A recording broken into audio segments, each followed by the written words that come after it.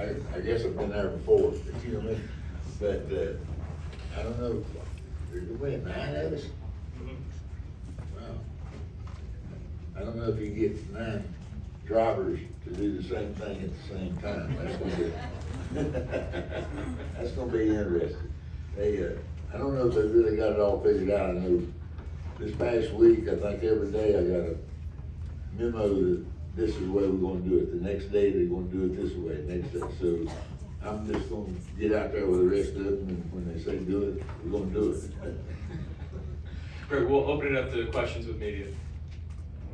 We'll start with Al Pierce up front. And airplanes are practicing, they. Yes. They're making sure everyone's awake this morning. They took Jimmy up yesterday, so I don't know, I hadn't talked to him. I guess he done okay, cause he finished the race last night, so. I think he is real good. Richard, Al Pearson Auto Week, the second Daytona 500 that Junior Johnson won is when allegedly, I use that word, allegedly he discovered drafting. Hadn't you been drafting before? Is he really the inventor of the draft, or is it you? He's probably the one that made it show up, okay? You know, I know the very first race we run here was a convertible race, and, we was out running. There was 3 or 4 of us got away from everybody else, and we come back and lapped some cars, and then all of a sudden there was about 10 or 15 in a big pack. And, so we finally got away from that crowd. And, I had learned that if you got back and got a running start, you get pass cars, okay, from the drafting part. And the last lap, I said, okay, I think I'm 3rd or 4th or something. We went up back to this, I said, okay, now, it's time to do it. So I pulled out, passed everybody, got to the front, somewhere around the 3rd turn, and I said, man, this is easy, you know, this, I don't know, 21-year-old kid. And I was along there, and first thing I know, here comes a couple of them back by me. And I said, well, I made the pass too quick, you know what I mean? And then, so I didn't think anything about it, I just knew it was there. Didn't know what it was or what caused it. And then we started the race, and my car ran 130. And hard tops was running like 140. And I think I started 6th on the outside. All the convertibles on the outside and the hard tops on the inside. And they threw the green flag and they took off, and the inside line took off, and I just pulled over and got in the inside line, and all of a sudden I was running 140 mile an hour, and I think the car lasted about 6 or 7 laps because it was geared to run 130, and all of a sudden was running 140 and didn't realize it, so sucked the motor out of the thing. So those were my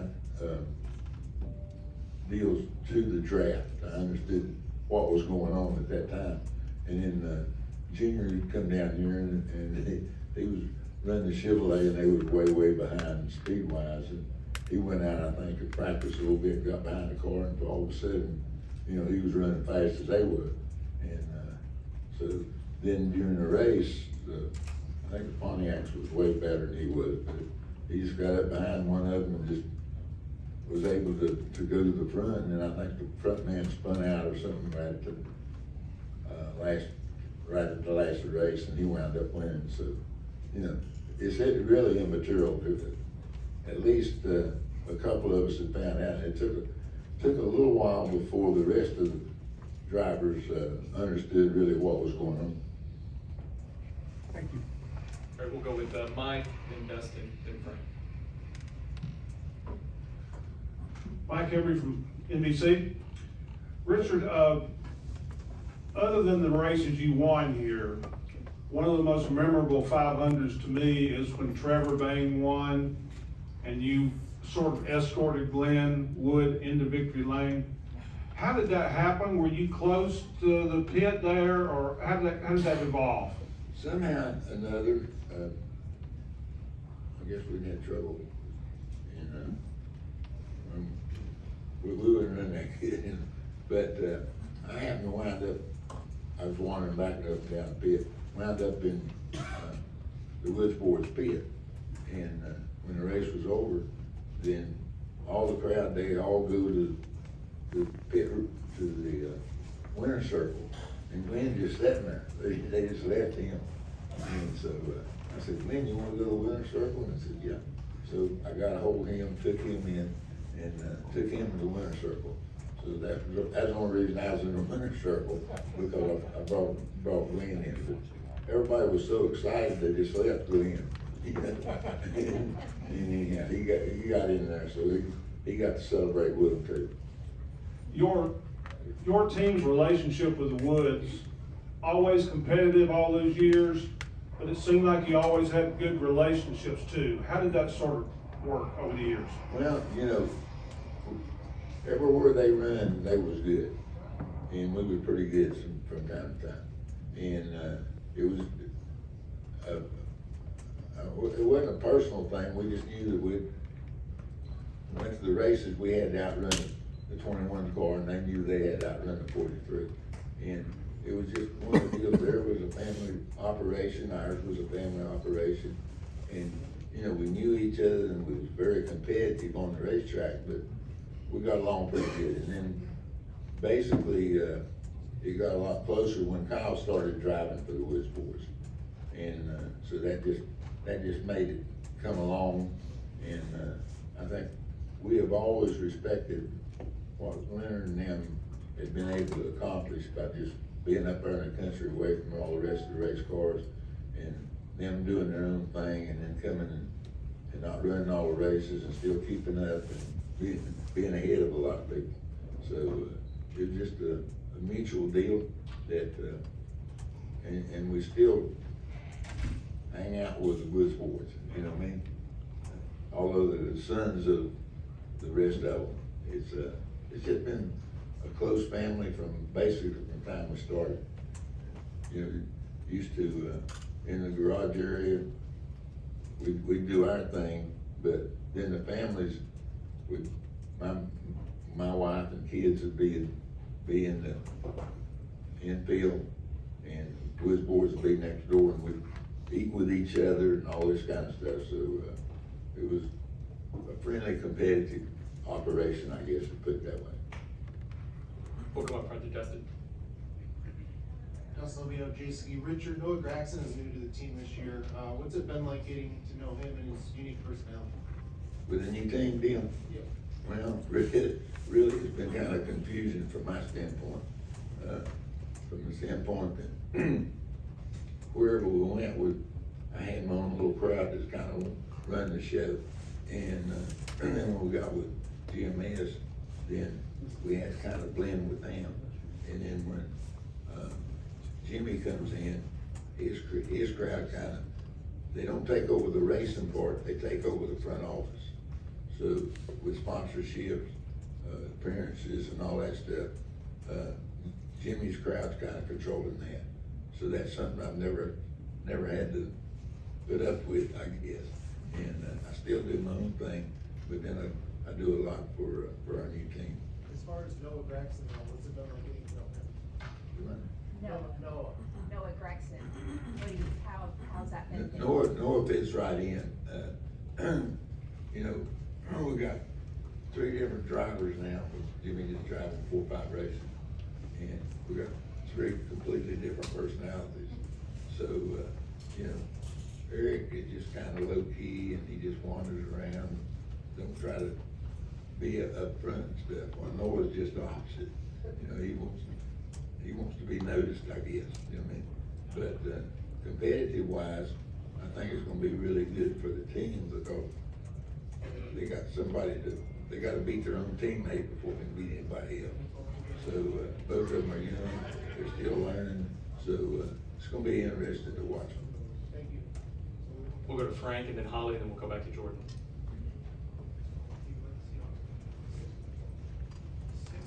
Louis Frank of Reuters, straight back, Richard. You've seen a couple of races down here. What's the oddest Daytona 500 you've ever seen? The what? Strangest Daytona 500 you've ever seen? an odd Louder. Daytona 500. The What's? He's asking what the strangest Daytona 500 is. strangest, Yeah, that you've seen. I've probably been in on the strangest. I guess, it's really hard to say. You know, I've been fortunate to win 7 races. 2 or 3 of them I probably shouldn't have won. But then there was 2 or 3 of them that we had trouble and we should have won. So it all equaled itself out. But, the one that really haunts me is the 76 race, when Pierce and myself crashed coming off the 4. That still bothers me. Did I make the mistake or did he make the mistake? You know what I mean? So it must have been I made the mistake, but I ran second. Thank you. We'll go to Holly. Thank you. This is kind of along those lines, but do you still love coming to this Daytona 500? What does this race mean to you? And, you know, you hold such legendary status here, but I imagine you really enjoy coming to the races and having seen the evolution of what the atmosphere is like. Yeah, you know, when we first come down here, Daytona was just another race. And after 3 or 4 years, when Darlington was the #1 race. And after 3 or 4 years, Daytona got a lot bigger than Darlington did. And if you look back at Richard Petty's record and stuff, probably the thing that made Richard Petty stand out more than people pay attention is that was winning Daytona 500s. And if you win the Daytona 500, you're a winner all year long. The championship, it's okay, you know what I mean? But winning the Daytona 500 is the biggest, that's our Super Bowl, okay? And, you know, a lot of these teams win championships, but they don't win the Super Bowl. And so we look at, no matter where you go, they introduce the driver as the Super Bowl winner, okay? And they introduce the Daytona winner. So if you win 1 race a year, you're a winner all year long. So that makes it that much more important. We'll go to Jordan. Jordan Bianchi, The Athletic. You kind of touched on it a little bit, but what has it been like with Jimmy Johnson kind of in the management role at Petty GMS? It's been strange to me, okay? Because most of the time I run the majority of the show. And Jimmy brought all his people in, and his way of running things, my way of running things, probably a little bit different, okay? How so? We probably agree on about 50% of what really comes out of it. So, you know, he looks at, and I think really Jimmy's really looking to the future from the standpoint of getting involved a little bit. And then he's gonna be, basically, he'll wind up running the show in 4 or 5 years completely. So he'll probably be the majority owner or the owner of our operation in 4 or 5 years. So, and I know that they're looking at things completely different. They've been into the Indy deal. They've seen how things have worked there. And Jimmy's very observant. He checks on everything. And there's not a lot, excuse me, there's not a lot done in the management part. Jimmy controls everything, basically. I mean, for making postcards and stuff, he has to approve it. So he approves everything. So he's pretty busy man right now. We'll go back here, and we'll head over to Bruce. Hi, Richard. My name is Scott Morgan on South Florida Tribune. I've got a 2-part question. The first part of the question is, do you find it interesting that the Super Bowl of NASCAR is at the beginning of the year when it perhaps could be placed at the end of the year where a little bit more is on the line? Well, really, why get me a little water or something? From the standpoint of the racing deal, Daytona is bigger at the beginning of the year than it would be at the end of the year. Because everybody's coming with different drivers, different cars, thank you, different situations. And when everybody comes through that gate, nobody's won a race. So nobody knows really what's gonna happen. So, instead of waiting to the end of the year, by the end of the year, when they had a championship race, and you got 4 drivers running for the championship, so, you know, you can't have a bigger race as you can, because we've not raced for 3 or 4 months. And everybody all over the world, we start racing in the next season. And in doing that, we get so much more publicity, so much more things going on. The fans and stuff are waiting for us to get started to see who's driving, who's sponsoring the cars, what colors they are, the whole deal. So that makes it that much more important. Yeah, well, it doesn't hurt that you're following the other Super Bowl a week ago.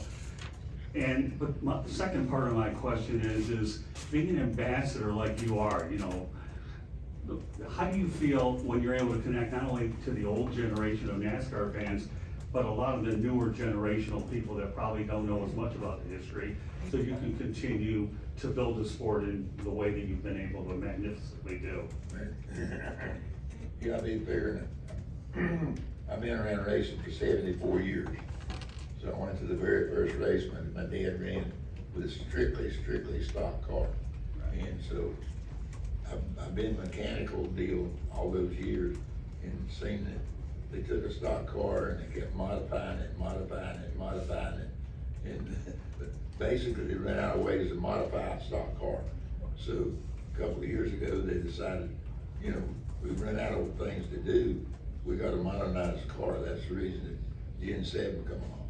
And so watching all that stuff, we as NASCAR Cup racing, we have to keep making changes, because the people, the fans, everybody, I don't think they'd be satisfied with seeing a 15-year-old car run, same car.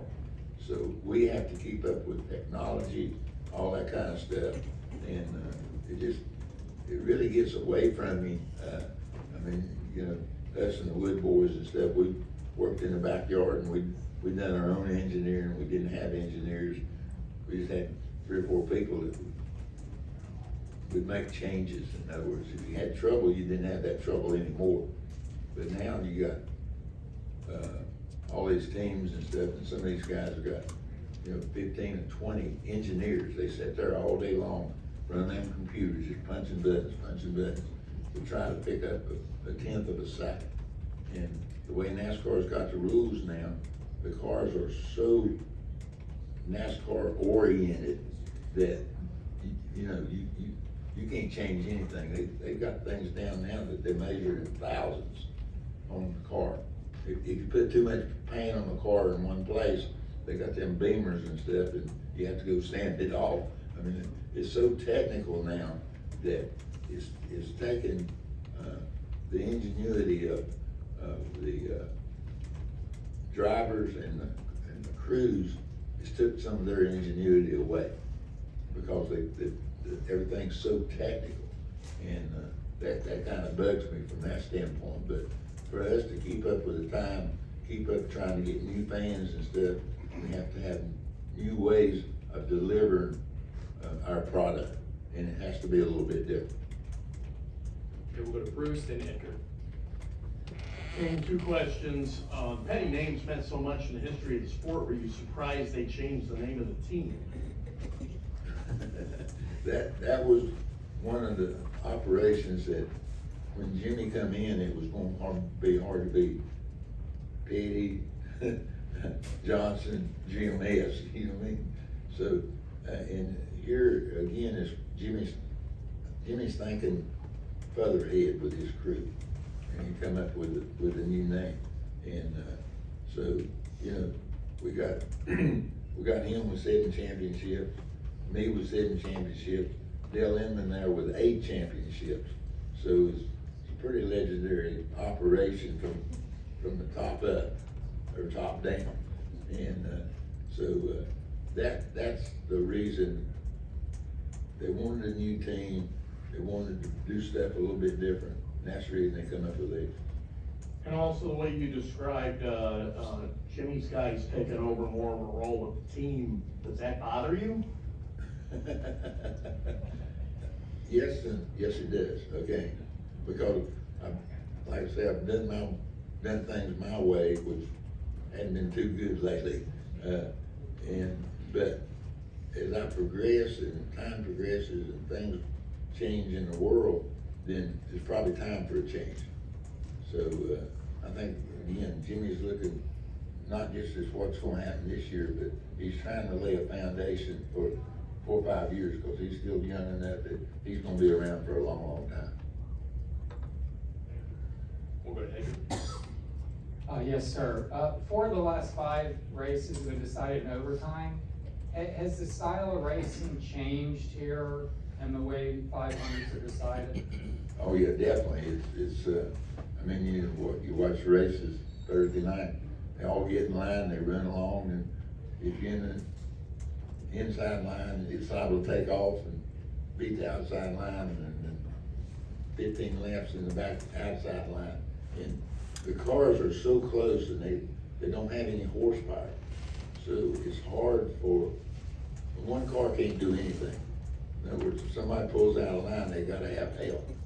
And that's because they don't have any horsepower. And, so NASCAR likes, or the situation is that, you got 15 or 20 cars running, and you come down to the end of the race, and you gotta be in the right line with the right people. And the deal is, it's not the decision you make as much as the decision of what somebody else makes. So, you pull out a line and go forward, and then the next lap, your 14 cars come back by you, and you're still running wide open. So it's a real crapshoot. To me, it's hard for me to explain this racing. So like going down, watching people run down Interstate 95 they're just all in line, whichever, they get a slow car up front, they have to get in another line. So it's just a crapshoot. I feel sorry for the drivers who having to drive right now. And in your day? Well, in our day, it was just, 4 or 5 cars. We done the drafting, we had horsepower to get by people, and from that standpoint, you could out-figure somebody from time to time. You can out-figure 4 or 5 people, but you can't out-figure 15 people. Any questions from the press box? Well, Richard, thanks so much for joining us today. We look forward to seeing you as a Grand Marshal on Sunday. Thank you guys, thanks for coming, appreciate all the support all these years. Thanks again.